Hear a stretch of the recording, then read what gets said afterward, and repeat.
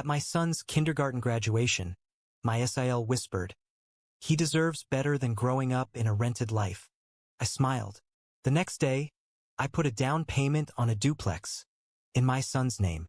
When she asked for help with her teen's tuition a year later, I offered a loan at 14% interest. She said I was cruel. I said, "I'm building a legacy. You're building excuses." I've always kept to myself. I work hard, I stay in my lane, and I don't ask anyone for much, especially not my brother or his wife. My name's Daniel, and I live in Mesa, Arizona. I'm a single dad to my son, Evan. His mom left when he was just 4 months old. One morning she was there, the next she was gone. No warning, no note, just a cold crib and a text that said she wasn't cut out for motherhood. I was 27 then, scared, broke, alone. But I didn't have time to fall apart. I had Evan. I learned quick how to make a bottle with one hand and change diapers half asleep. I took on every overtime shift I could get in the HVAC company I worked for. I kept my head down and did what I had to do. Evan never went hungry, never felt alone, never missed a hug. We live in a rented 2-bedroom house. It's not huge and it's not in the fancy part of town, but it's ours. I've always kept things simple. No big vacations, no luxury cars. I drive a 10-year-old truck with peeling paint and a cracked dash. It runs fine. That's enough for me. My older brother, Aaron, married a woman named Jess. She's the kind of person who talks like she's being filmed. Always on, always loud, always dressed up, even if she's just going to the store. Her Instagram is filled with pictures of sunsets, overpriced salads, and fake laughter. Jess and I never saw eye to eye. She calls me blue collar, like it's an insult. I know she looks at my life and sees failure. I used to ignore her, let her little jabs slide off. I figured it wasn't worth the fight. But something happened last spring that changed everything. Evan was graduating from kindergarten. His school put together a little ceremony in the gym. Nothing fancy, paper hats, hand-drawn diplomas, and a bunch of nervous little kids singing songs. I'd taken the afternoon off work. I brought balloons and baked his favorite chocolate chip cookies. He lit up when he saw me in the crowd. Jess showed up, too, with Aaron and their kids. They were dressed like they were going to a wedding. Her youngest was wearing a tiny blazer. She made a big show of clapping and taking photos like she was the director of a movie. I stayed in the front row just watching Evan. After the ceremony, she walked over while Evan was busy talking to his teacher. She leaned in close, lowered her sunglasses, and whispered, "He's such a sweet boy. He deserves better than growing up in a rented life." Then she gave me that fake smile. The one where her lips move but her eyes don't. And she walked away. I didn't say a word. Not then. But I'll never forget the way her words hit me. Like she'd taken everything I'd worked for and crushed it in one sentence. I don't think she even realized how deep it cut. To her, it was just another throwaway line. A dig. Something to feel superior. That night I sat on my porch after Evan went to bed. I looked around at the house I'd worked so hard to keep. I thought about every overtime shift, every missed meal, every toy I fixed instead of replacing. I thought about how proud I was when Evan called it our house. Not rented. Not owned. Ours. The next morning, I called a real estate agent. I'd been saving for a while. Not much, but enough for a down payment. I wasn't planning to buy yet. Not with the way prices had been jumping. But her words pushed me. I wasn't going to let my son grow up thinking less of his life because of her. 3 months later, I signed papers on a duplex. Nothing big. 2 units, both 2-bedroom, 1 bath. One side for us, one side rented out. It wasn't brand new, but it was solid. I fixed what needed fixing. Painted the walls. Put Evan's name on the mailbox. But here's the part one didn't tell anyone. I put the deed in a living trust. For Evan. The day he turns 25, it's his. Free and clear. No matter what happens to me. I didn't tell my family. I didn't need applause. I didn't want them knowing until it mattered. That day came a year later.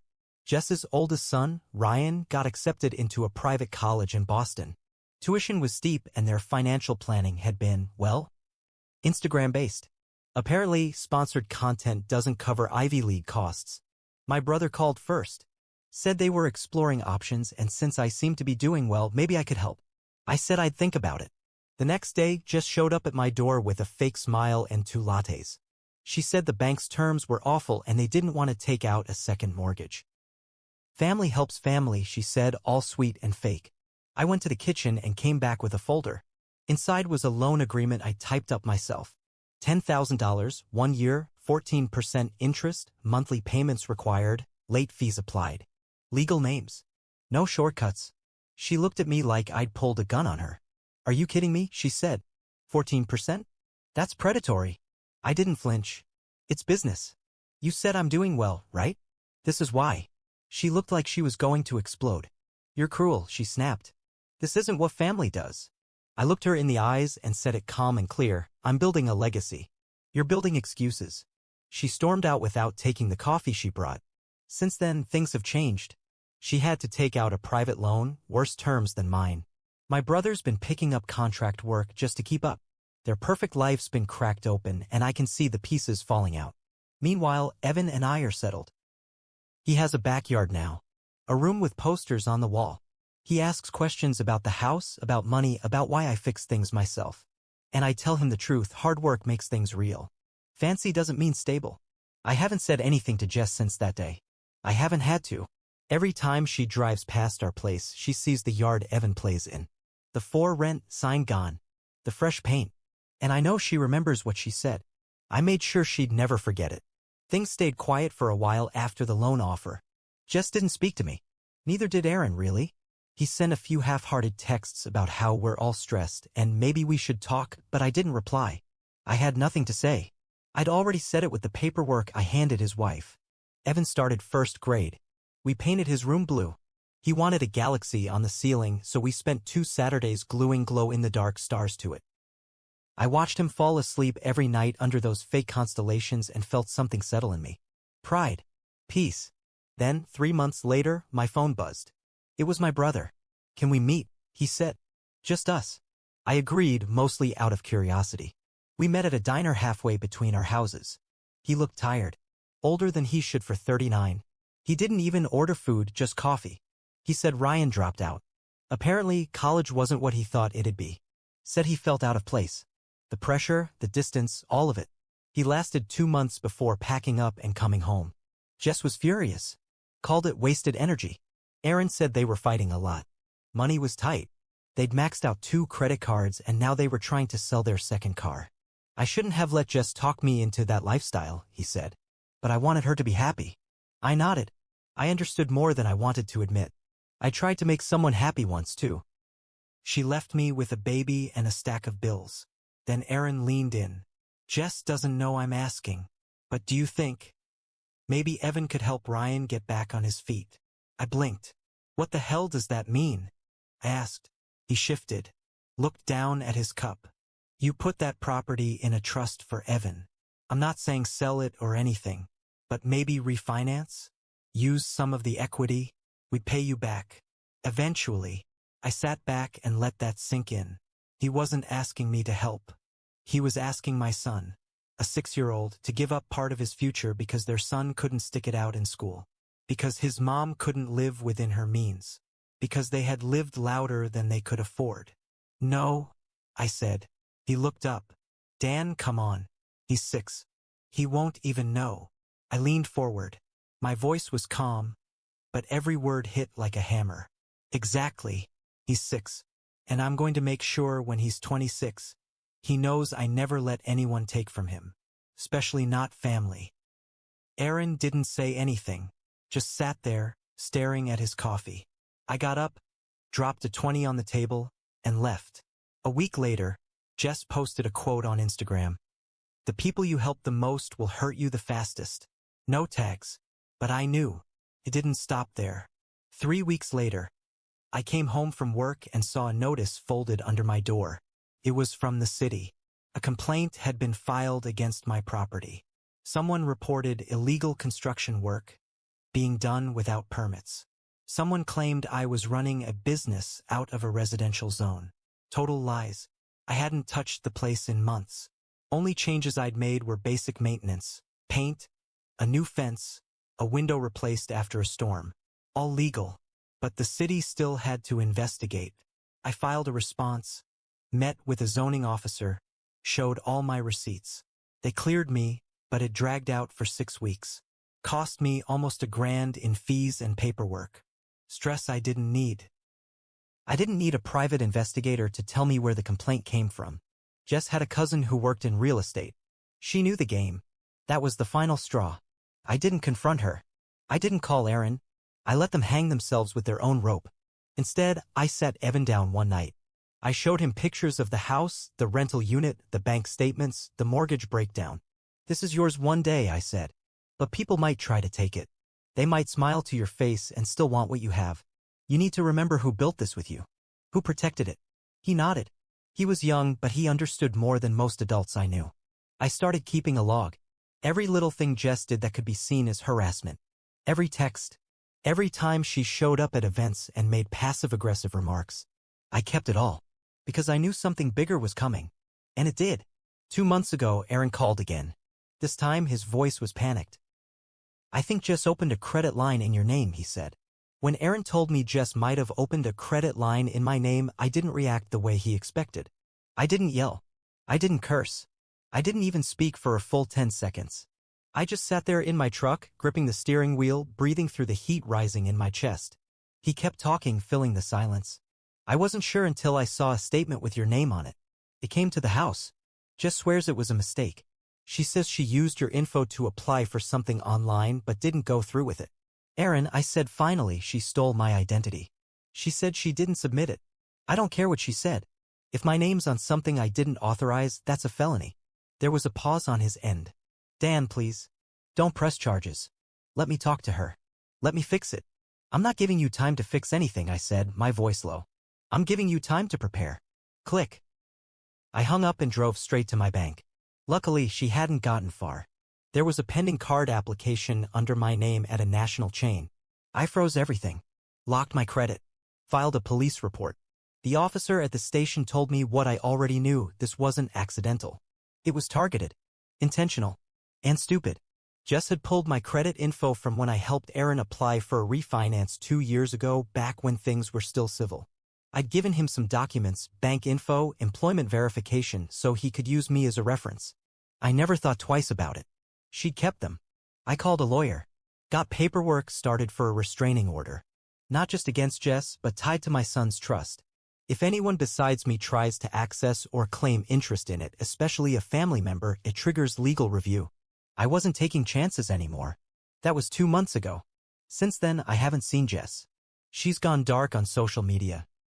Deleted her Instagram, which was shocking in itself. My brother's been distant, but I can tell the weight of what she did is breaking him down piece by piece. He's not a bad guy, just weak. Always has been. Evan's been asking questions lately.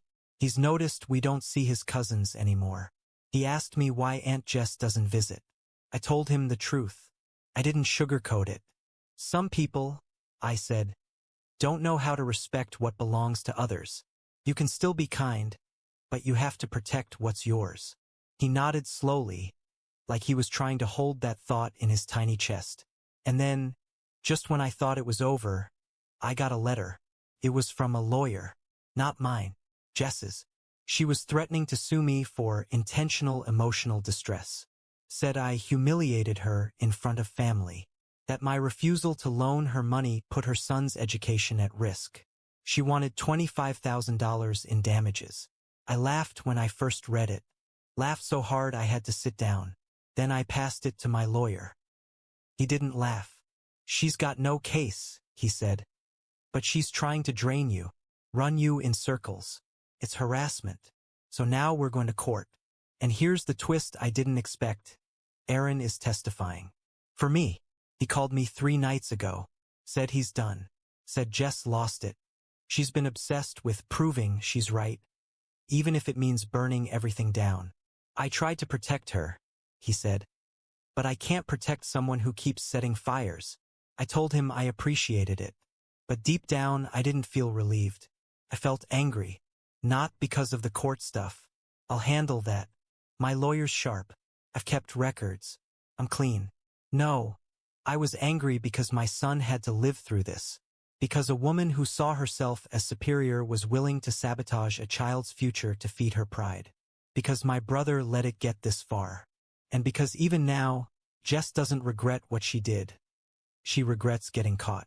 The court hearing was scheduled for a Thursday morning in downtown Phoenix. I took the whole day off work, dressed in the same suit I wore to my cousin's funeral. It was a little tight now, but I didn't care. I wanted to look serious. Not angry. Just solid. Evan was at school. I didn't want him anywhere near the courthouse. My lawyer met me outside. He looked calm. Confident. He'd been dealing with this kind of petty lawsuit for years. Told me Jess's claim didn't stand a chance. But this wasn't about winning. Not for her. She wanted to drag my name through the dirt, hoping I'd cave. Hoping I'd write a check to make her go away. I didn't. She showed up late, flustered, and wearing black like she was attending her own funeral. Aaron walked in behind her, his tie crooked, his eyes down. He didn't even sit with her. He took a seat behind me.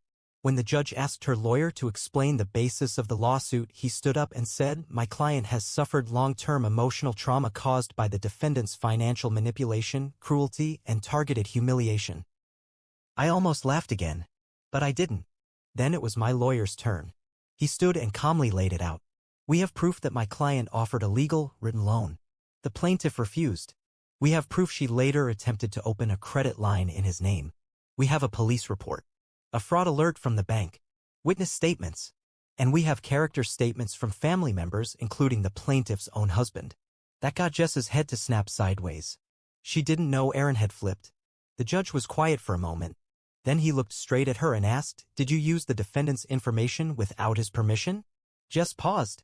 "My client declines to answer due to the risk of self-incrimination," her lawyer said. That was it. The judge dismissed the case on the spot. But he didn't stop there. He looked at Jess and said, "If I were the defendant, I'd be filing countercharges." I already had. 2 weeks later, Jess was served papers. Identity fraud. Civil harassment. Defamation. It wasn't about revenge anymore. It was about setting a boundary. That lawsuit went public. Not in a huge viral way, but big enough that her momfluencer sponsors dropped her. The wellness company she partnered with cut ties. No more gifted handbags. No more affiliate codes. Aaron filed for divorce. He told me it wasn't just about what she did to me. It was about how she treated everyone. Their kids. Their finances. Him. She built her world on lies, he said. And when it cracked, she blamed everyone else. They sold the Scottsdale house. Court ordered her to pay a settlement. She tried to appeal, but with no lawyer, no job, and no credibility left, she was stuck. The best part? The court approved a lien against her share of the house sale.